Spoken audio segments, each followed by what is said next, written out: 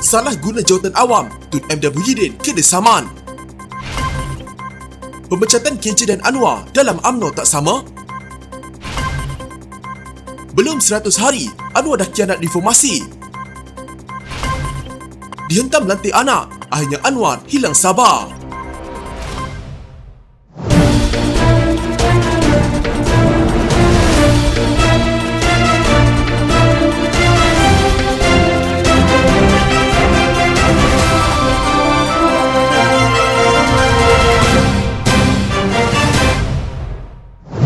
Seorang individu memfailkan saman terhadap dua bekas Perdana Menteri Tun Dr. Mahathir Mohamad dan Tan Sri Muhyiddin Yassin atas dakwaan menyalahgunakan jawatan awam dan cuai berhubung penambatan projek kereta api berkelajuan tinggi Kuala Lumpur, Singapura (HSR). Muhammad Hatta Sanuri 47 yang memfailkan saman itu menerusi Tetuan Mohaji, Hazuri dan Ismail pada 30 Disember tahun lepas turut menamakan bekas Menteri di Jabatan Perdana Menteri Ekonomi Datuk Seri Mustafa Mohamad, bekas Menteri Pengangkutan Datuk Seri Dr. Wee Ka Siong dan kerajaan selaku defendant pertama hingga kelima. Tindakan saman itu difailkan Muhammad Hatta mewakili dirinya dan lebih 32 juta rakyat Malaysia yang terkesan dan kecewa dengan pembaziran yang telah dilakukan oleh kesemua defendant. Dalam penyataan tuntutan, Muhammad Hatta selaku plaintiff mendakwa Dr. Mahathir yang ketika itu Perdana Menteri ke-7 telah melakukan kecuaian dan menyalahgunakan jawatan awam apabila mengambil keputusan menangguhkan projek HSR menyebabkan kerajaan dan seluruh rakyat Malaysia perlu membayar pampasan kepada kerajaan Singapura hampir 46 juta ringgit. Plaintiff juga mendakwa Muhyiddin yang ketika itu Perdana Menteri ke-8 turut cuai dan menyalahguna jawatan awam apabila menamatkan projek berkenaan sehingga kerajaan dan kesemua rakyat Malaysia termasuk plaintiff selaku pembayar cukai perlu mengeluarkan wang RM320,270,519.24 sebagai pampasan pembatalan perjanjian dua hala antara Malaysia dan Singapura yang dipersetujui. Dakwa plaintiff Mustafa yang bertanggungjawab dalam menguruskan projek itu telah melakukan kecuaian ketika menangguhkan projek tersebut sehingga menyebabkan wang negara perlu dikeluarkan sebanyak 46 juta ringgit. Selain itu, Muhammad Hatta mendakwa Wee juga cuai semasa menguruskan projek tersebut yang merupakan pengangkutan awam bagi rakyat Malaysia sehingga mendatangkan kesusahan dan kerugian berjumlah 46 juta ringgit dan 320,270,519 ringgit 24 sen kepada rakyat Malaysia sekaligus menafikan hak rakyat untuk menikmati sistem pengangkutan kelas pertama di peringkat antarabangsa yang pantas, selamat dan murah. Oleh itu, plaintiff antara lain menuntut deklarasi bahawa pembatalan projek yang diumumkan oleh Muhyiddin adalah batal dan tidak sah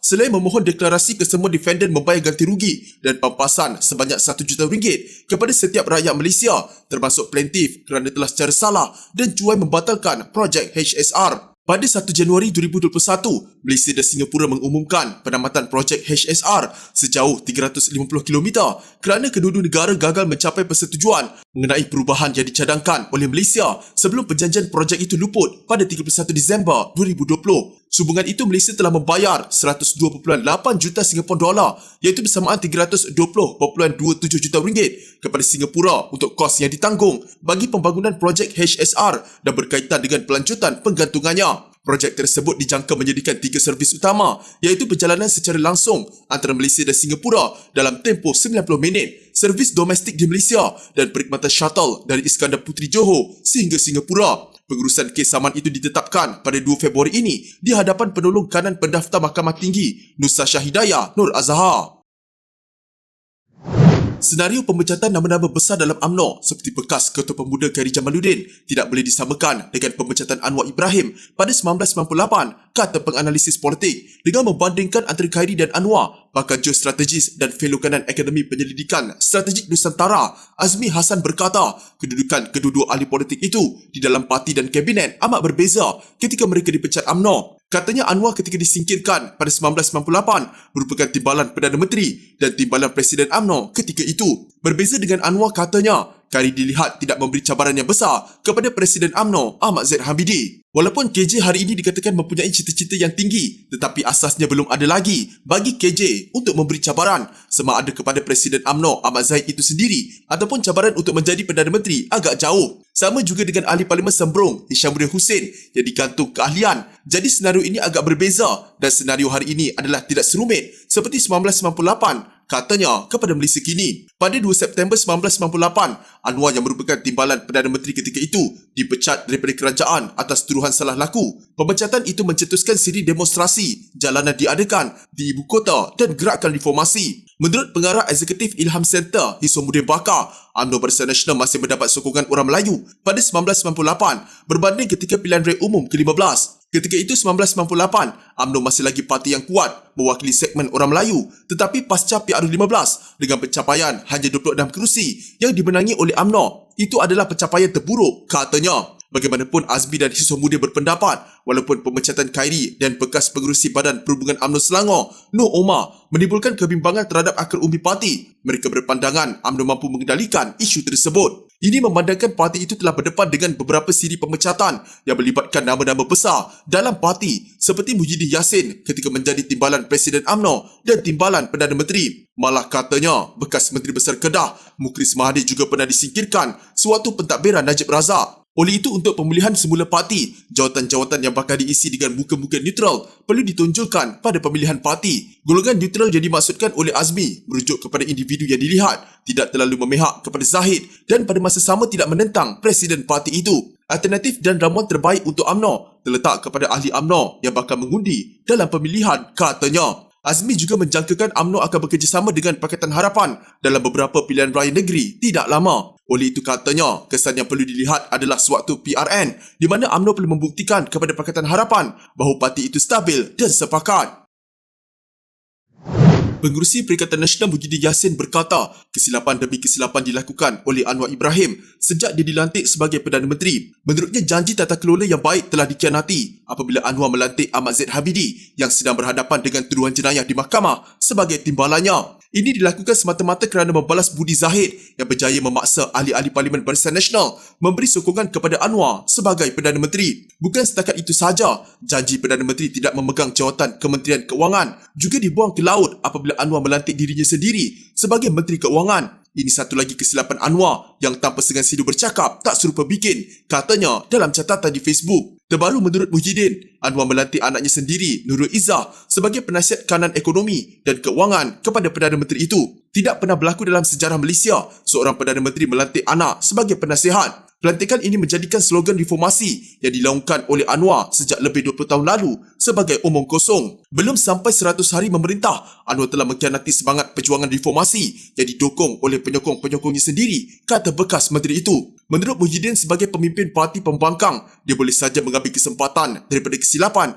demi kesilapan yang dilakukan oleh Anwar dan kerajaannya. Tetapi sebagai rakyat biasa, saya tidak rela melihat maruah negara tercalar kerana ketelanjuran Perdana Menteri. Masih belum terlambat untuk Anwar memperbaiki keadaan, tulisnya. Justru Muhyiddin menggesa Anwar meletakkan jawatan sebagai Menteri Keuangan dan menumpukan tugas sebagai Perdana Menteri untuk membantu negara dan rakyat mengharungi masa yang mencabar. Katanya Anwar juga perlu mengarahkan Ahmad Zahid supaya bercuti sehingga kes mahkamah yang dihadapinya selesai. Malulah rakyat Malaysia jika beliau Zahid ke luar negara bertemu pemimpin dunia atas tugasan rasmi sebagai timbalan Perdana Menteri sedangkan kesnya masih dibicarakan di mahkamah. Apa agaknya tajuk berita di negara yang dilawatinya, ujarnya. Selain itu, Muhyiddin berkata Anwar perlu menasihatkan Nurul Izzah supaya meletakkan jawatan sebagai penasihatnya, memandangkan anak perempuannya itu merupakan seorang pemimpin wanita muda yang berbakat dan berpotensi besar. Janganlah pelantikan kecil yang tidak kena pada tempatnya ini menjadi titik hitam dalam perjalanan politiknya menuju masa hadapan yang mungkin lebih cerah, katanya. Kritikan Muhyiddin itu muncul selepas Nurul Izzah dilantik sebagai penasihat keuangan dan ekonomi kepada Perdana Menteri tanpa dibayar gaji. Keputusan itu membawa kepada dakwaan berlaku amalan nepotisme dan persoalan apakah Nurul Izzah layak untuk memegang jawatan itu walaupun pejabat Perdana Menteri mempertahankan kelayakan akademiknya. Sebelum ini, Pakatan Harapan berjanji dalam manifesto pada pilihan raya 2018 bahawa Perdana Menteri tidak akan memegang jawatan Menteri Kabinet yang lain. Bagaimanapun, janji yang sama tidak dibuat dalam manifesto untuk pilihan raya umum tahun lalu. Anwar sebelum ini berkata dia menyandang jawatan sebagai Menteri Keuangan untuk pulihkan keyakinan terhadap ekonomi Malaysia. Anwar Ibrahim berkata ketika dia terbuka mendengar kritikan pelbagai pihak terhadap pelantikan anak sulungnya sebagai penasihat, dia berasa tidak wajar pihak yang pernah memberikan kontrak kepada anak menantu turut menyatakan bangkangan mereka. Kata Perdana Menteri, pelantikan Nurul Izzah Anwar sebagai penasihat keuangan dan ekonomi tidak akan melibatkan salah guna kuasa atau memperkaya mana-mana pegawai serta pemimpin kerajaan. Menurut Anwar, bekas ahli parlimen permatang PAU itu hanya dilantik untuk membantu kerajaan termasuk memastikan segala proses pemberian kontrak dan tender dilakukan secara teratur. Jika yang mengkritik pelantikan itu ikhlas, katanya dia tidak ada masalah untuk mendengar kerana mereka mahu memastikan tiada amalan tidak sihat berlaku dalam kerajaan. Tapi orang yang kritik ini termasuk orang yang memberi kontrak kepada anak dia.